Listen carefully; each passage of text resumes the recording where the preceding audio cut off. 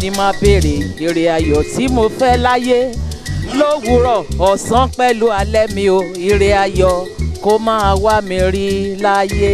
Ẹ máa wò kẹ́ máa fi ṣègbádùn Bisi Ológe show. Ètò ni ó dáa bàjẹ́ ó dáa gidigidi gan. Ẹ máa wò ẹ gbádùn ẹ̀ ó dá mi lójú guarantee ni.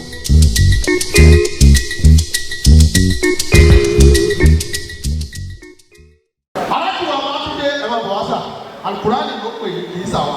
Al-Qur'an. Ẹ̀yin lẹ́kùn máa ń tàgbà àsìpẹ́ kọjá bẹ́ẹ̀.